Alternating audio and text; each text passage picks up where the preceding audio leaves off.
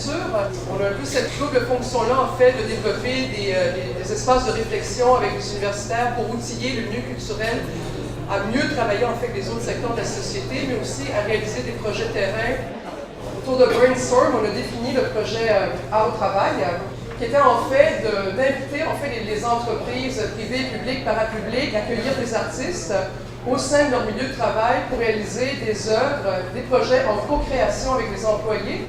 Centre de foresterie des Laurentides, c'est Ressources naturelles Canada à Québec, qui voulait célébrer le 50e anniversaire du Centre de foresterie en rendant... Le citoyen souvent parle de la culture et de sa portion congrue, l'art, comme quelque chose qui est externe, et définit sa relation à la culture sous l'angle du divertissement, du spectacle. Donc, c'est sûr, dans mon travail, on réfléchit à ces questions-là et on dit comment accroître l'adhésion du citoyen à la culture. Et ça pourrait passer sous deux grands volets. Il faut vraiment passer d'une démarche d'accès à une démarche de participation, mais aussi la nécessaire interaction du milieu culturel avec d'autres secteurs de la société. Les festivités du 50e. La culture ne devrait jamais être réservée à une élite ou ne devrait pas devenir un espèce de passeport pour la promotion sociale. Ça devrait être quelque chose de vraiment fondamental. C'est une caractéristique de la civilisation. Mais une fois qu'on a dit ça, c'est pas évident parce qu'il y a des formes d'art, il y a des formes de culture qui sont plus difficiles que d'autres, plus complexes à comprendre.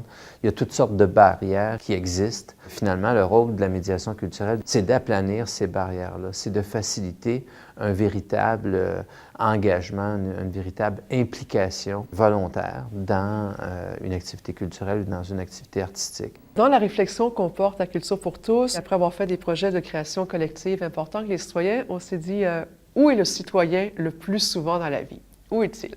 Il est au travail. Alors, on s'est dit que développer un programme de création collective en milieu de travail nous permettait à la fois de rejoindre le citoyen, mais aussi de rejoindre les décideurs. Avec la Chambre de commerce en 2007 et la photographe Caroline Aguerre, les employés ont été invités durant l'été à faire une photo de leur Montréal secret. Caroline ensuite les a photographiés avec leurs œuvres dans leur bureau. La photo, ça a la chance d'être très démocratique comme outil. Donc, tout le monde a déjà une caméra et puis après ça, tout le monde aime la photographie. J'ai fait d'abord une rencontre de groupe pour montrer mon portfolio, le type de travail que je fais, quelles pratiques que j'ai. Et puis par la suite, je leur ai donné leur mission photographique, d'aller photographier leur Montréal à eux, une image de Montréal, moi j'appelle ça une montréalité. Et ensuite, je les rencontrais individuellement et on regardait leur image et on choisissait leurs photos. Donc, il y avait un processus d'échange sur qu'est-ce qu'une bonne image, pourquoi cette image-là est plus intéressante. Ce n'était pas nécessairement ce qu'eux avaient choisi à la base suite à la discussion qu'on avait. Ensuite de ça, il y a eu le vernissage dans la ruelle à l'intérieur du Centre de commerce mondial. Peut-être que pour un artiste, c'est facile de dire « Ah, j'ai une photo à Face Montréal », mais pour quelqu'un qui n'a pas de pratique artistique, ça va les stresser puis ça va leur demander énormément d'énergie. Donc, les gens, pour certains, c'était facile, mais pour d'autres, c'était un processus qui était ardu au sens émotif. Et ça, pour moi, je trouve ça intéressant de sortir un peu de sa zone de confort puis de se challenger puis de se dire, ben OK, qu'est-ce que je fais? Donc, moi, j'étais prête à accueillir ça puis à échanger avec eux. Celle-là, j'avais trouvé ça super intéressant qu'elle fasse une bouche d'égout de Montréal. À cause de ce processus-là, pas mal tout le monde était satisfait de son travail puis de sa création. Disons que c'est assez positif aussi d'être fier de ce que tu as fait puis d'être content. Puis de se rendre compte que c'était du travail. Je dirais qu'on a remarqué trois grands aspects, trois grands bénéfices des interventions artistiques en milieu de travail. La première est le changement de regard sur soi. Les employés qui participent à un projet de création sont très surpris parce que souvent, il y a beaucoup de résistance au départ en disant « je ne serai pas capable de faire ça, je ne sais pas dessiner, je ne sais pas ». Et puis finalement, sous la direction d'un artiste avec leurs collègues, même si ce n'est pas grand-chose, ils développent une grande, grande, grande fierté d'avoir fait quelque chose de créatif. C'est action shot, comme on dit. J'ai eu une chance. Mais c'est la belle lumière, c'est intéressant. Ah, ben, je suis contente. Les gens étaient vraiment contents de dire « Ah, j'aime ça, ça me fait du bien faire ce projet-là. Ah, j'ai pas pensé à rien d'autre en fin de semaine. Je me suis consacrée à ma photo. Donc, ça change le mal de place. Puis aussi, ça donne une ouverture sur la culture en général, une curiosité. Donc, vous me regardez. Le deuxième aspect est le changement de regard sur l'autre, le changement de regard sur les collègues et le milieu de travail. On s'est rendu compte dans des projets de création collective, c'est que toute la notion de hiérarchie est remise en question. Donc, le patron, le dirigeant, à l'écart des employés ne sont plus dans des situations traditionnelles d'autorité. Tout le monde est égal face à la création collective. Finalement, le troisième effet que l'on regarde est toute la question du changement de regard sur l'art et sur l'artiste de la part des employés.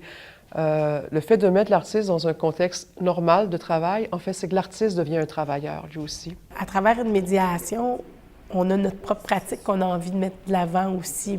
Puis bien, moi, j'avais envie de les photographier dans leur milieu de travail parce que effectivement, les cubicules, c'est petit, ça peut être assez drabe. Et beaucoup ont fait des images assez bucoliques de Montréal avec des jardins, des espaces ouverts. Et après ça, bien, eux travaillent à tous les jours dans un espace très restreint et très fermé. Je trouvais ça intéressant de présenter le comparatif, tu sais, de ce qu'on est un peu pris dans le travail et puis de l'espace de travail. Des fois, ça peut être assez contraignant.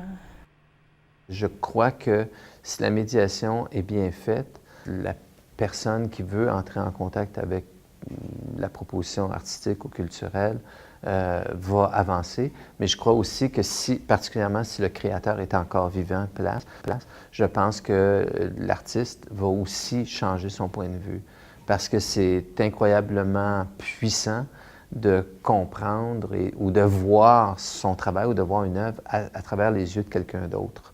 Et le travail de médiation, c'est beaucoup ça, en fait. C'est qu'à la fin d'une médiation culturelle réussie, je dirais que tout le monde va continuer à avoir une lecture personnelle, différente, originale, intègre de l'œuvre. Au niveau des idées, tout le monde est convaincu, mais au niveau de la pratique, il manque beaucoup d'expérience de la part des dirigeants, des employés, et on continue à considérer la culture comme quelque chose d'accessoire, encore comme d'un luxe, comme quelque chose d'externe.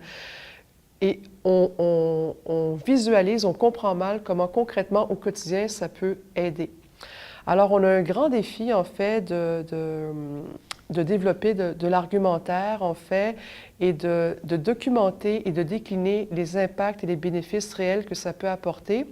J'ai un niveau très simple de bien-être et de divertissement, et un niveau plus profond d'autoréflexion, d'évaluation et de changement.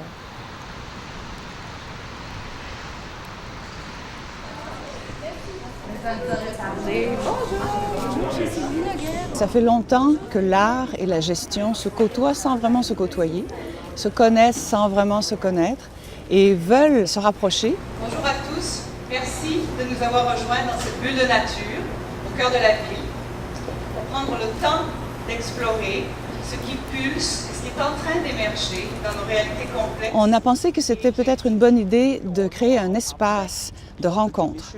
Et cet espace de rencontre prend la forme d'un symposium.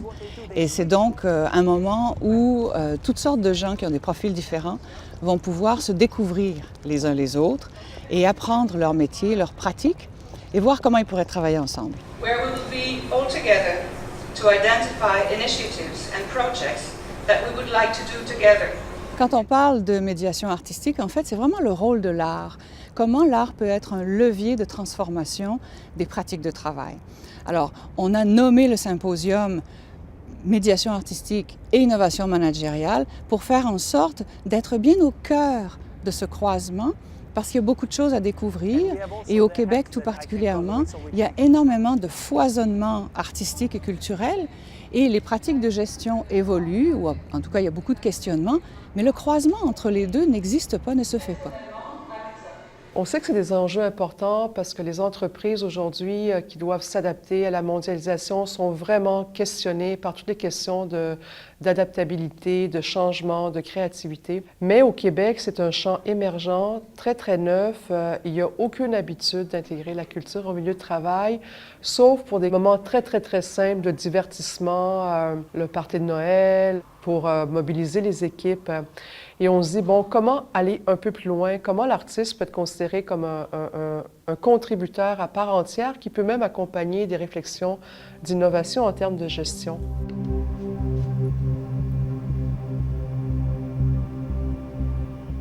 Ce qui nous anime et ce qui nous touche, c'est la situation actuelle dans le monde du travail, qui laisse penser qu'il y a beaucoup de souffrance.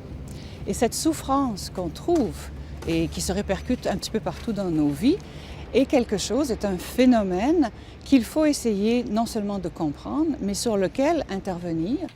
Et ça ne veut pas dire de faire en sorte d'animer de façon esthétique avec quelque chose de beau, de joli. Ça veut dire vraiment réfléchir à comment est-ce que l'art peut transformer cette situation de désenchantement en une situation qui, d'un point de vue éthique, serait quelque chose de positif et donc qui nous mènerait à un réenchantement. C'est l'intention en tout cas. Il y a beaucoup d'entreprises qui sont malades, en fait, qui ont de la difficulté à fournir une expérience de vie, de travail, qui soit suffisamment riche au niveau émotif, au niveau des contenus, au niveau des relations humaines, pour que les employés soient non seulement motivés, mais qu'ils soient bien et qu'ils ne tombent pas malades.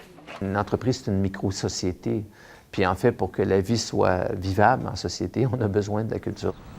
L'Europe a une certaine avance en matière de réflexion sur la problématique, ou en tout cas sur le phénomène du croisement de l'art et de la gestion, ou de l'esthétique et du travail. Et il existe beaucoup de projets qui ont permis de faire des avancées sur ce sujet-là. Alors, on a invité des gens d'un petit peu partout pour pouvoir saisir ce qu'ils font. Et on sait qu'ils apprennent et que nous apprenons ensemble. Donc, par le biais de cette conversation pendant les 2 jours de symposium, on va mettre en commun des pratiques, des façons d'envisager le phénomène, de le comprendre et d'intervenir. Et donc, du point de vue conceptuel et pratique, ça va permettre à tout le monde d'avancer. When you are experiencing art, what is the value of this experience for you? Why you experience art? Why you want to be in touch with the arts? When we think about the role of the arts in business and we try to identify how the arts can contribute to create value for organizations, as I address in my book, The Value of Arts for Business, arts can contribute basically in 2 ways. From a static point of view, they contribute to create intangible value that is incorporated within the organization. Today, more and more, the value of an organization is related to its reputation, to the brand, to the culture, to the behavior that characterize and distinguish the organization. On the other hand, the value of an organization depends from the mechanism of creating value. And these mechanisms are more and more related to the capacity of people not only to deploy their know-how, but basically to be engaged in what they do, to be engaged with their emotion, to be engaged with their passion, to be engaged with their own energy.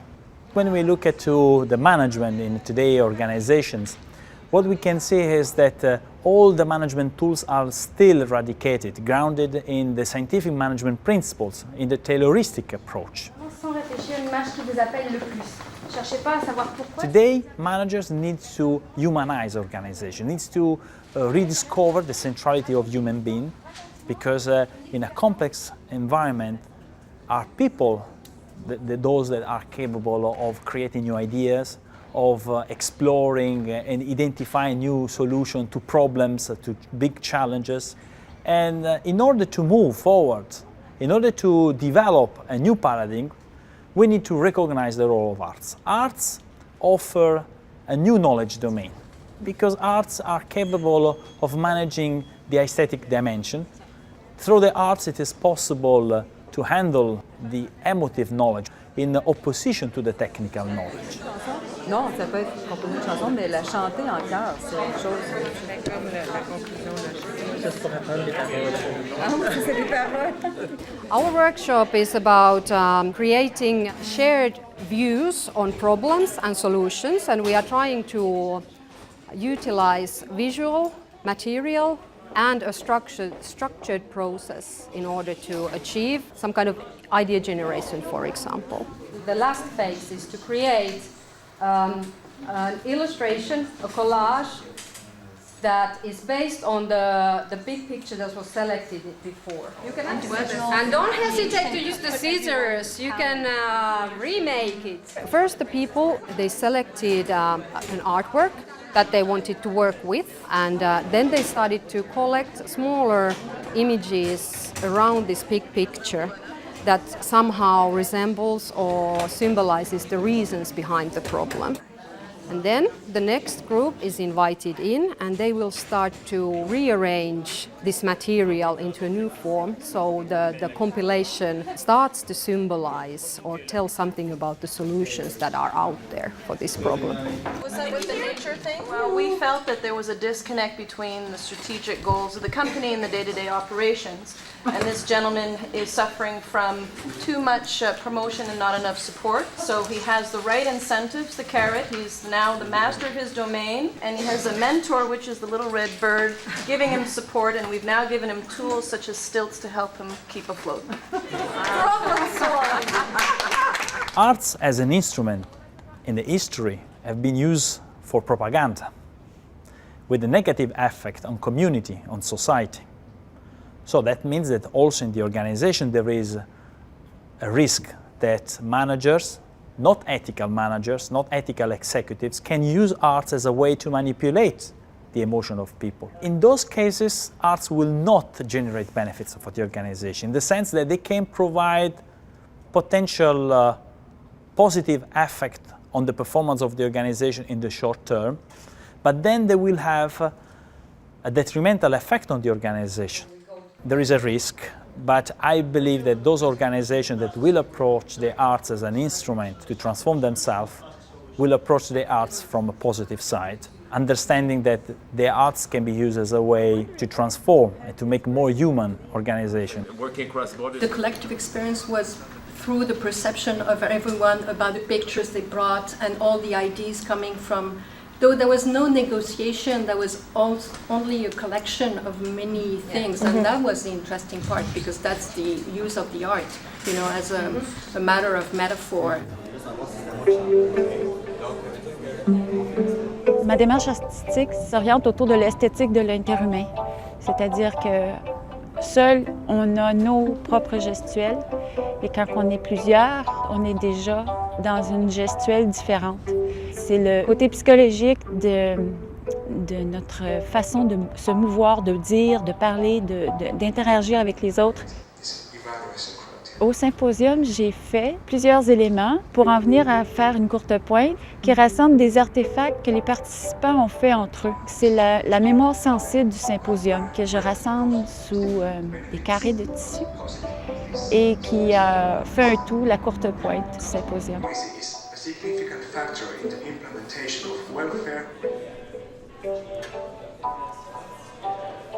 C'est sûr que pour avoir des artefacts, il faut aussi que j'initie certaines rencontres.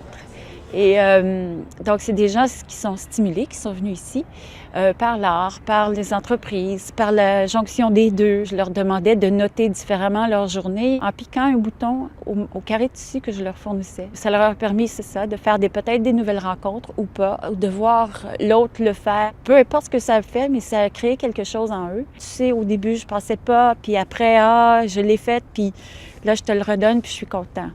Donc, ils ont vécu quelque chose, ne serait-ce qu'avec eux-mêmes, qu'avec la personne à côté. Chacun, quelque part, a la possibilité d'être sensible. Et de la minute qu'on est sensible et qu'on fait quelque chose avec ce sensible-là dans le moment qui nous appartient, on est artiste. C'est-à-dire qu'on interprète avec sensibilité quelque chose pour en devenir à autre chose.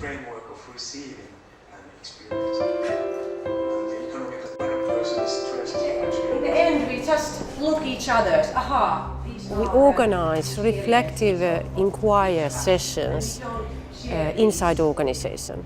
With the artistic method, we collect stories from different part of organization, so that the employees tell what is important to them, what is meaningful for them, what is problem. Then we collect these stories, we analyze them and devise them to theatre. And then they're again sort of a reflective inquiry when they are interpreting that, aha, what is happening on the stage, why are they doing that, why it's so difficult to them, and actually they are talking about their own issues, but they're doing it with the help of actors. Est-ce que la culture, est-ce que la médiation culturelle ont leur place dans l'entreprise? Oui. Oui, effectivement. On le voit d'ailleurs dès qu'on intègre l'idée de culture, pas juste une toile, mais qu'on intègre, par exemple, l'idée de travailler dans la culture, par exemple, pour travailler des conflits, pour faire des rapprochements entre des personnes, entre des divisions, entre des secteurs dans l'entreprise, ou pour communiquer, par exemple, une mission, ou pour communiquer des messages, on travaille avec la culture. Bien, ça, c'est des bons exemples d'interface qu'il y a entre les deux. Through this theatrical process, you are able to share your feelings, you are able to make sense what is happening, and also you have this potential to critically see yourself and your organization, and of course in general how you are as a person, how you are in acting in the world. In many companies, people are living in separate realities. Yeah, and this kind of a research-based theatre, it helps to build a shared vision of reality and to communicate it with the other people also. I think that it's a way of dealing problems or issues without looking for someone who is guilty for those problems. Lahti School of Innovation has been working with a kind of organizations that are usually considered quite old-fashioned organization, for example from forest industry. Very conservative. And very conservative. And in fact they have been very, very satisfied with the results, and we have had quite a long cooperation with them already.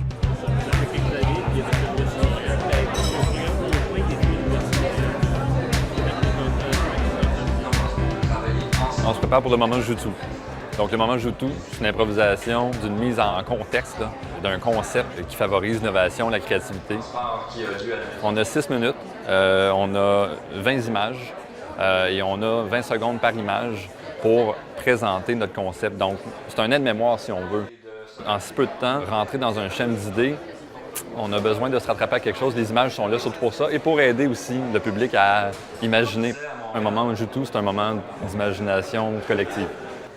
Les planctons, première image, parce que, on est tous un écosystème. Il faut lâcher prise sur toute inhibition qu'on peut avoir et ça laisse sortir finalement un processus naturel et créatif de chaque individu. Donc. Puis ensuite, ce que ça fait, ça va transformer le quotidien parce que quelqu'un avec qui on a une interaction où il y a improvisation justement, prendre le café sur le bord de la machine à café, c'est plus le même moment, là, parce qu'on commence à voir de quel type de personnalité on est muni.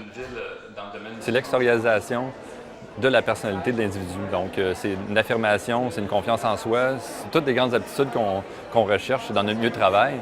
Et une reconnaissance également, là, parce qu'on cherche quand même à se faire reconnaître puis passer par ce type de processus, c'est gagnant sur toute la ligne. The use of arts, particularly for people development, it is not meant to transform people in artists. The idea of arts in organization is to use the power of the artistic forms as a way to transfer skills, to develop people, to let people to reflect on themselves, to drive self-assessment, self-esteem.